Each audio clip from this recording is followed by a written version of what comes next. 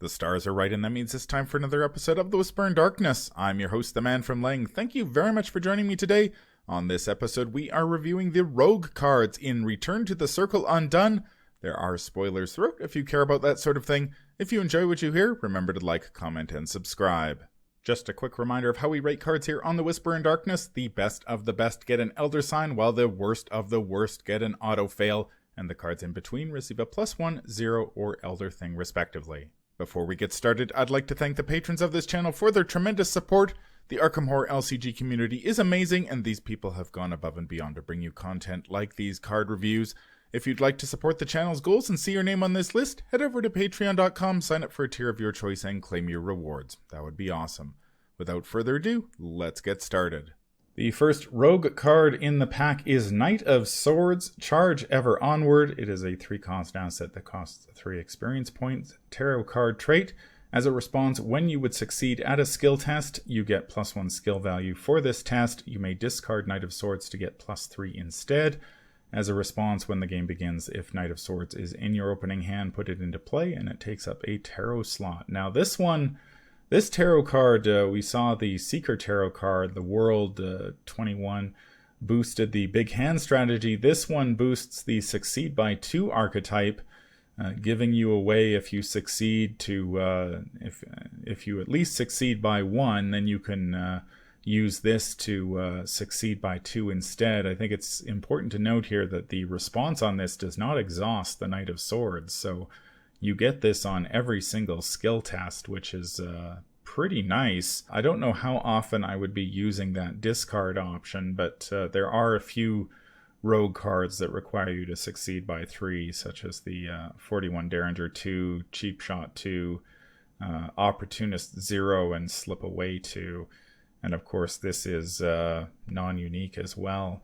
I actually quite like this one if you're playing a Succeed by 2 deck. I think this one is something worth picking up.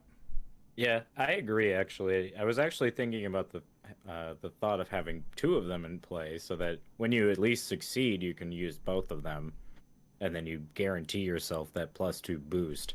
Yeah. I think if you're able to pull that off, that, man, oh man, is that going to be a lot of fun. Unlike the other tarot cards, I think this one's pretty appropriately costed, especially in rogues that generally have the resources to be able to pay for it. And if you have this in your opening hand, you're just going to be cruising through the game, I think. Yeah. It's if you're playing that Succeed by 2 archetype in somebody like Winifred and you have this in your opening hand, knowing that you're going to be able to succeed and you're automatically getting that +1 to all of your tests when you succeed is pretty strong. I mean, that turns on lucky cigarette cases. It turns on so many Rogue cards that it really plays to the strengths of that particular archetype. How would you rate this one? Is it worth I know we've been giving most of the tarot cards so far. We've gotten a 0 and an Elder Thing. Is this worth the +1? I think it is in those Succeed by 2 decks, but I think most of the time, no. It's probably just a 0. You have to build around it. It's not something like the Moon 13 where it just gives you an extra agility. This like has a very set goal in mind, so you have to build your deck around it. So I don't know if it reaches into the +1 territory overall, but in the deck I would certainly think so. Yeah, I'm right there with you. I think if I was playing a Succeed by 2 deck, then I would be looking very closely at this one as one of my upgrades, 1 copy, if not 2 copies, just to either guarantee that you get it in your opening hand and or be able to play 2 copies. I mean, one of the tarot card decks that was floating around when Circle Undone was released was Safina, because of course she gets the large hand size right at the start of the game. So perhaps there is a Succeed by 2 Safina deck that can leverage the tarot cards as well and have a pretty good chance of getting this one on the table right off the bat. The second rogue card in the box is Well Connected level 3. It's a 2-cost asset with an intellect and agility skill icon. It has the condition trait.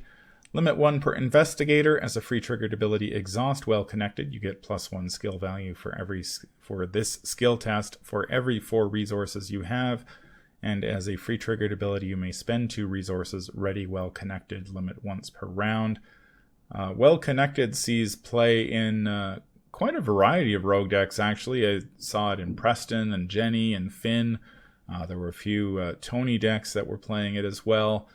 This one is the level 0 version of Well Connected. Requires you to you get +1 skill value for every 5 resources, so you can you get a little bit of few extra skill bumps for all of your if you have lots of resources. I think if you've got 20, you're getting 5 instead of 4. So, and the big bump is 15 to 16 between the 0 and level 3, whereas you're going from a +3 to a +4 with just 1 resource.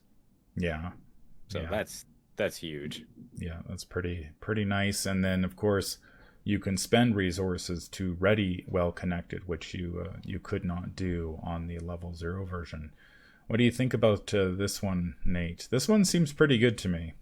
Yeah, I am right there with you. I liked the level 0 version quite a bit, as I like to tend to play those big money rogue decks like Jenny and Preston, and this card is just a strict upgrade to that, so I could see myself playing this card quite a bit.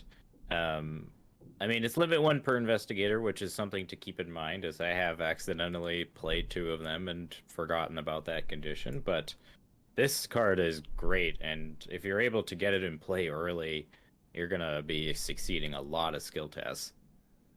Yeah, I think I would probably give this one a +1 in if you're already playing Well Connected and you're looking for things to upgrade. I think you're going to be pretty happy that this card is now available. Mm-hmm. Yeah, I totally agree. Even in someone like Lola, who can dip into lots of different classes and get kind of the best resource generation from anywhere she chooses, she can use this to leverage any skill, so that seems really good. And Jenny too, to a similar degree, she can kind of do a similar thing.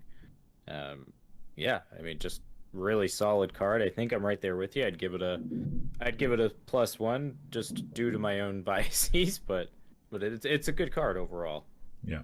That's going to do it for our look at the rogue cards in Return to the Circle Undone. Rogues do very well in this pack, with Knight of Swords giving the Succeed by 2 archetype a nice shot in the arm, while Well Connected being a nice addition or a nice upgrade for those big money investigators like Preston and Jenny, as well as other rogues, to leverage their resources a little bit more to get just a slight boost to their skill values. Any final thoughts, Nate? As a resident rogue player, I'm happy that the rogues made out well in this pack.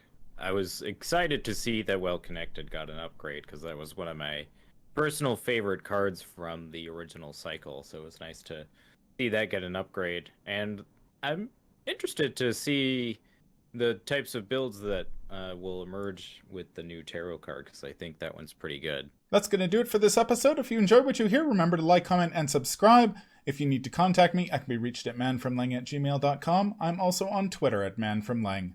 Until the stars are right, keep your shotgun close and your elder sign closer. Take care out there, and happy investigating.